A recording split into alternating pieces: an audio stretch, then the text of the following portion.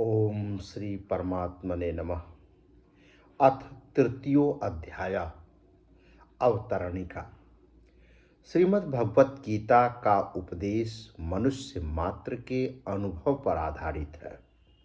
इसका दिव्य उपदेश दूसरे अध्याय के 11वें श्लोक से आरंभ करने पर सबसे पहले भगवान यह स्पष्ट करते हैं कि शरीर और शरीरी एक दूसरे से सर्वथा भिन्न है, दोनों अलग अलग है। जहाँ शरीर अनित्य, असत, एक देशीय और नाशवान है तथा शरीरी नित्य, सत, सर्वव्यापी और अविनाशी है। अतः नाशवान वस्तु का विनाश देखकर दुखी नहीं होना और अविनाशी वस्तु की अविनाशिता देखकर उसे बनाए रखने की इच्छा का नहीं होना ही विवेक कहा गया है।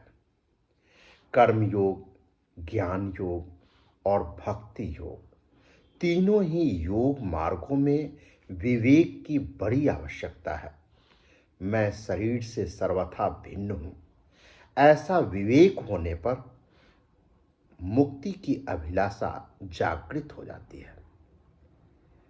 मुक्ति की बात तो दूर रही, स्वर्ग आदि की प्राप्ति की कामना भी अपने आप को शरीर से अलग मानने के बाद ही उत्पन्न होती है। इसीलिए भगवान ने अपने उपदेश का प्रारंभ करते ही सबसे पहले विवेक का ही वर्णन किया है। गीता का उपर्युक्त विवेक प्रकरण दूसरे अध्याय के 11वें श्लोक से प्रारंभ होकर 30वें श्लोक पर समाप्त हो जाता है। विवेक के इस प्रकरण में भगवान ने आत्मा, अनात्मा, प्रकृति, पुरुष, ब्रह्म, अविद्या, ईश्वर, जीव, जगत, माया आदि किसी भी प्रकार के दार्शनिक शब्दों का प्रयोग नहीं किया है। प्रत्युत सभी मनुष्य सरलता से, आसानी से समझ सके ऐसे तरीके से भगवान ने उसका विवेचन किया है, उसकी चर्चा की है, व्याख्या की है। इसका तात्पर्य यह है कि मात्र मनुष्य परमात्म प्राप्ति के अधिकारी हैं, क्योंकि मनुष्य शरीर परमात्मा की प्राप्ति के लिए ही प्राप्त हुआ है। अतः उपर्युक्त विवेक को महत्व देकर मात्र मनुष्य परमात्म प्राप्ति कर सकते हैं। इस प्रकरण में भगवान ने बुद्धि शब्द का भी प्रयोग नहीं किया है। वास्तव में नित्य और अनित्य, सत और असत, अविनाशी और विनाशी, शरीरी और शरीर को अलग अलग समझने के लिए ही विवेक की आवश्यकता पड़ती है, बुद्धि की नहीं। विवेक बुद्धि से परे है। जैसे प्रकृति और पुरुष अनादि हैं, अर्थात इसका प्रारंभ नहीं है। गीता 13वें अध्याय का 19वां श्लोक। ऐसे ही उनकी भिन्नता को प्रकट करने वाला विवेक भी अनादि है। यही विवेक बुद्धि में प्रकट होता है। यह भगवत प्रदत्त विवेक मात्र प्राणियों को नित्य प्राप्त है। पशु पक्षी भी खाद्य और खाद्य पदार्थ, अर्थात कौन खाने लायक है और कौन खाने लायक नहीं है, इसमें भिन्नता को जानते हैं। लता वृक्ष भी सर्दी गर्मी, अनुकूलता प्रतिकूलता की भिन्नता का ज्ञान रखती है। बुद्धि प्रधान होने के कारण मनुष्य को यह विवेक विशेष रूप से प्राप्त है। पशु पक्षी आदि में तो जीवन निर्वाह के लिए जड़ पदार्थों का विवेक हो रहता है, पर मनुष्य अपने विवेक से सदा के लिए जन्म मरण रूपी बंधन से मुक्त होकर शाश्वत शांति प्राप्त कर सकता है। यही मनुष्य के विवेक की विशेषता है। विवेक जागृत होने पर अर्थात शरीर और शरीरी की भिन्नता का अनुभव होने पर अपने कहलाने वाले शरीर, इंद्रियां, मन, बुद्धि सहित संसार का सर्वथा संबंध विच्छेद हो जाता है, जो कि वास्तव में है, और बुद्धि शुद्ध तथा सम हो जाती है। अर्थात बुद्धि का विषम भाव प्रकट होता है।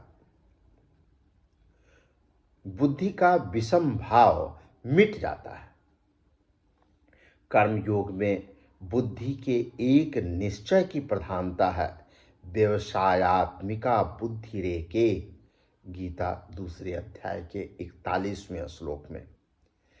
मनुष्य का जब अपने कल्याण अथवा परमात्मा प्राप्ति का ही एक निश्चय हो जाता है, तब उसे अनुकूलता और प्रतिकूलता बाधा नहीं पहुंचाती, और इस प्रकार बिना कुछ किए ही उसकी बुद्धि स्वतः सम होने लगती है। बुद्धि को सम करने के लिए तभी तक कहा जाता है जब तक बुद्धि में संसार का महत्व, आकर्षण और खिंचाव होता है। एक निश्चयात्मिक का बुद्धि जाने पर संसार का महत्व, आकर्षण, खिंचाव स्वतः मिटने लगता है। ऐसी निश्चयात्मिका बुद्धि होने में भोग और संग्रह की आसक्ति को महान बाधक बताया गया है। गीता 2 अध्याय के 44वें श्लोक। इस तरह कर्म योग में निश्चयात्मिका बुद्धि की अत्यंत आवश्यकता बताने के बाद भगवान अर्जुन को समभावपूर्वक कर्तव्य कर्म करने के लिए विशेष रूप से कहते हैं। जैसे कर्मण्येवाधिकारस्ते 2 अध्याय के 47वें श्लोक में, योगस्थः कुरु कर्माणि 2 अध्याय के 48वें श्लोक में, तेरा कर्म करने में ही अधिकार है, समता में स्थित हुआ तू कर्मों को कर। इसके साथ यह भी कहते हैं कि दूरेन ह्यवरम कर्म बुद्धि योगा 2 अध्याय के 49वें श्लोक में, बुद्धि योग समता से सकाम कर्म अत्यंत तुच्छ है। आगे कहते हैं बुद्धौ शरणम अन्विच्छ 2 अध्याय के 49वें श्लोक, बुद्धि युक्तो जहातिह उभे सुकृत दुष्कृते तस्माद्योगाय युज्यस्व योगः कर्मसु कौशलम 2 अध्याय के 50वें श्लोक, तू समबुद्धि का आश्रय ग्रहण कर समतापूर्वक कर्म करने वाला पुरुष पाप और पुण्य दोनों का यहाँ जीवित अवस्था में ही त्याग देता है। इसलिए तू समता की प्राप्ति के लिए ही प्रयत्न कर, क्योंकि समता ही कर्मों में चतुरता है। अर्जुन के मन में युद्ध न करने का आग्रह पहले से ही था। पहले अध्याय के 31वें श्लोक में अर्जुन कहते हैं, युद्ध में अपने कुल को मारकर मैं अपना हित नहीं देखता। न च श्रेयो अनुपश्यामि हत्वा स्वजन माहवे। फिर 45वें श्लोक में कहते हैं, अहो शोक है कि हम लोग बुद्धिमान होकर भी युद्ध रूप महान पाप करने को तैयार हो गए हैं। अहो पत महत पापम कर्तुम व्यसिता वयम। आगे 2 अध्याय के 5वें श्लोक में अर्जुन कहते हैं कि मैं भिक्षा का अन्न खाना श्रेष्ठ समझता हूं, पर युद्ध करना नहीं। श्रेयो भोक्तुम भैक्षम पीह लोके।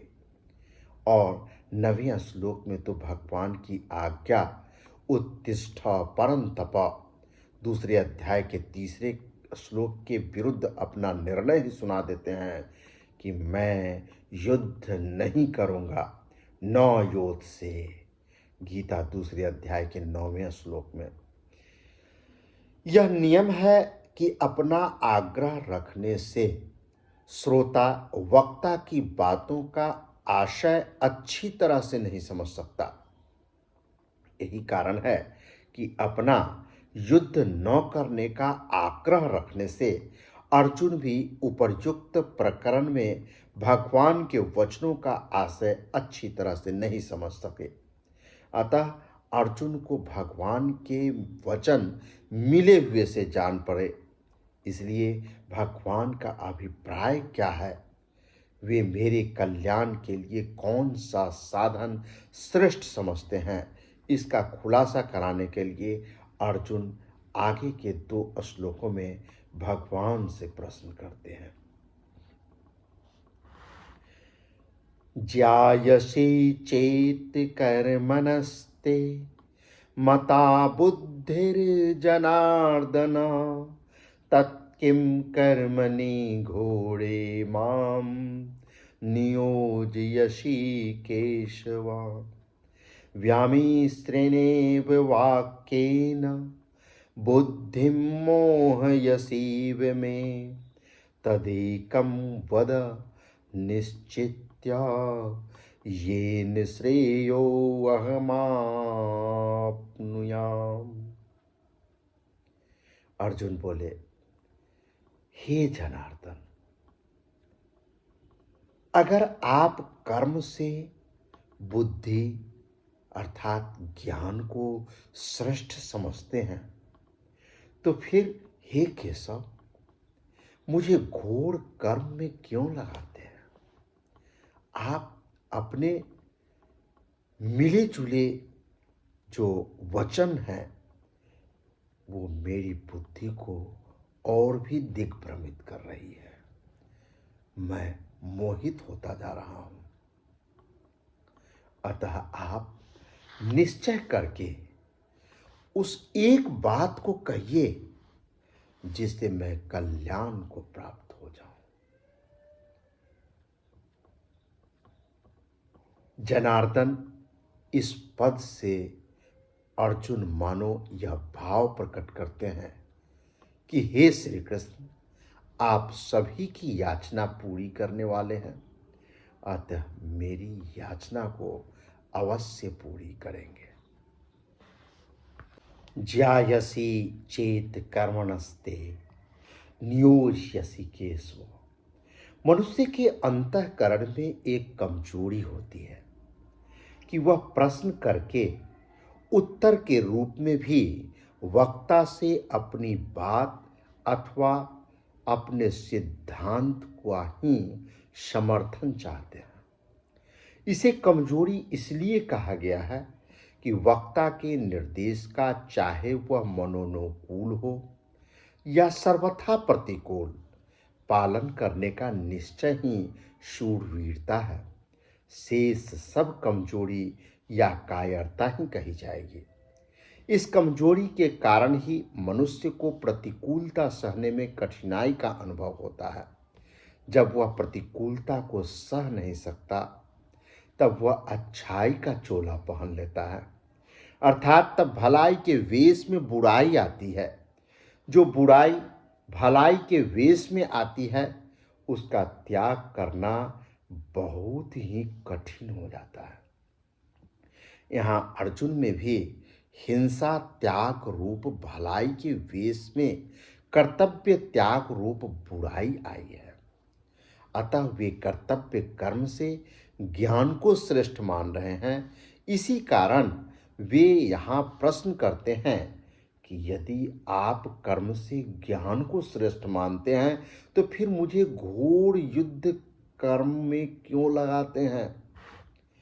भगवान ने दूसरे अध्याय के 39वें श्लोक में बुद्धिर योगे पद से समबुद्धि अर्थात समता की ही बात कही थी, परंतु अर्जुन ने उसको ज्ञान समझ लिया। अतः वे भगवान से कहते हैं कि हे जनार्दन, आपने पहले कहा कि मैंने सांख्य में यह बुद्धि कह दी, इसी को तुम योग के विषय में सुनो। इस बुद्धि से युक्त हुआ तो कर्म बंधन को छोड़ देगा, परंतु कर्म बंधन तभी छूटेगा जब ज्ञान होगा। आपने यह भी कह दिया कि बुद्धि योग अर्थात ज्ञान से कर्म अत्यंत निकृष्ट है। दूसरे अध्याय का 49वां श्लोक। अगर आपकी मान्यता में कर्म से ज्ञान श्रेष्ठ है, उत्तम है, तो फिर मुझे शास्त्र विहित यज्ञ, दान, तप आदि शुभ कर्मों में भी नहीं लगाना चाहिए, केवल ज्ञान में ही लगाना चाहिए। परंतु इसके विपरीत आप मुझे युद्ध जैसे अत्यंत क्रूर कर्म में, जिसमें दिन भर मनुष्यों की हत्या करनी पड़े, क्यों लगा रहे हैं? पहले अर्जुन के मन में युद्ध करने का जो जोश आया था और उन्होंने उसी जोश में भरकर भगवान से कहा था कि हे अच्युत, दोनों सेनाओं के बीच में मेरे रथ को खड़ा कर दीजिए, जिससे मैं यह देख लूं कि यहां मेरे साथ दो दो हाथ करने वाले कौन हैं। परंतु भगवान ने जब दोनों सेनाओं के बीच में भीष्म और द्रोण के सामने तथा राजाओं के सामने रथ खड़ा करके कहा था कि तू इन कुरुवंशियों को देख, तब अर्जुन का पारिवारिक मोह जागृत हो गया। मोह जागृत होने से उनकी वृत्ति युद्ध से, कर्म से उपरत होकर ज्ञान की तरफ हो गई, क्योंकि ज्ञान में युद्ध जैसा घोर कर्म करने की आवश्यकता नहीं होती। अतः अर्जुन कहते हैं कि आप मुझे घोर कर्म में क्यों फंसाते हैं, क्यों लगाते हैं? यहाँ बुद्धि पद का अर्थ ज्ञान लिया गया है। अगर यहाँ बुद्धि पद का अर्थ समबुद्धि, समता लिया जाए तो व्यामिश्र वचन सिद्ध नहीं होगा। कारण कि दूसरे अध्याय के 48वें श्लोक में भगवान ने अर्जुन को योग समता में स्थित होकर कर्म करने की आज्ञा दी है। व्यामिश्र वचन तभी सिद्ध होगा जब अर्जुन की मान्यता में दो बातें हों, और तभी यह प्रश्न बनेगा कि अगर आपकी मान्यता में कर्म से ज्ञान श्रेष्ठ है, तो मुझे ये कर्म के घोर कर्म में क्यों लगाते हैं? दूसरी बात, भगवान ने आगे अर्जुन के प्रश्नों के उत्तर में दो निष्ठाएं कही है। ज्ञानियों की निष्ठा ज्ञान योग से और योगियों की निष्ठा कर्म योग से। इससे भी अर्जुन के प्रश्नों में बुद्धि पद का अर्थ ज्ञान लेना युक्ति संगत बैठता है। कोई भी साधक श्रद्धा पूर्वक पूछने पर ही अपने प्रश्नों का सही उत्तर प्राप्त कर सकता है। आक्षेप पूर्वक शंका करने से सही उत्तर का पाना संभव नहीं। अर्जुन की भगवान पर पूर्ण श्रद्धा है, अतः भगवान के कहने पर अर्जुन अपने कल्याण के लिए युद्ध जैसे घोर कर्म में भी लग सकता है। ऐसा भाव उपयुक्त प्रश्न से प्रकट होता है। व्यामिश्रेणेव वाक्येन बुद्धिम मोह यसीव में, इन पदों में अर्जुन का भाव ये है कि कभी तो आप कहते हैं कि कर्म करो, कुरु कर्माणि, और कभी आप कहते हैं कि ज्ञान का आश्रय लो, बुद्धौ शरणमनिच्छा। आपके इन मिली हुई वचनों से मेरी बुद्धि मोहित हो रही है। अर्थात मैं यह स्पष्ट नहीं कर पा रहा हूँ कि मुझे कर्म करने चाहिए या फिर ज्ञान की शरण लेना चाहिए। यहाँ दो बार ईव पद का प्रयोग किया गया है। भगवान अर्जुन की श्रद्धा का द्योतन करने के लिए, श्रद्धा को बताने के लिए। श्रद्धा के कारण अर्जुन भगवान के वचनों को ठीक मान रहे हैं और यह भी समझ रहे हैं कि भगवान मेरी बुद्धि को मोहित नहीं कर रहे हैं, परंतु भगवान के वचनों को ठीक ठीक न समझने के कारण अर्जुन को भगवान के वचन मिले हुए से लग रहे हैं और उनको ऐसा दिख रहा है भगवान अपने वचनों से पूरी बुद्धि को मोहित सी कर रहे हैं। अगर भगवान अर्जुन की बुद्धि को मोहित करते तो फिर अर्जुन के मोह को दूर करता ही कौन। तदेकम वद निश्चित्य येन श्रेयो अहम आपनुयाम। मेरा कल्याण कर्म करने से होगा या ज्ञान से होगा, इनमें से आप निश्चय करके मुझे एक बात कहिए जिससे मेरा कल्याण हो जाए। मैंने पहले भी कहा था कि जिससे मेरा निश्चित कल्याण हो वह बात मेरे लिए कहिए। यच्छ्रे श्यान निश्चितम ब्रूहि तन्मे। और अब भी मैं वही बात दोहरा रहा हूँ। परिशिष्ट भाव यह है कि जब तक संसार की सत्ता मानते हैं तभी तक कर्म घोर या सौम्य दिखता है। कारण कि संसार की सत्ता मानने से कर्म की तरफ दृष्टि रहती है और अपने कर्तव्य की तरफ नहीं होती। अपने कर्तव्य की तरफ दृष्टि रहने से कर्म और घोर या सौम्य नहीं दिखाई पड़ता। आगे के 3 श्लोक, तीसरे, चौथे और 5वें श्लोक में भगवान अर्जुन के व्यामिश्रणेव वाक्येन, मिले हुए से शब्दों, मिले हुए से वचनों वाले पदों का उत्तर दे रहे हैं।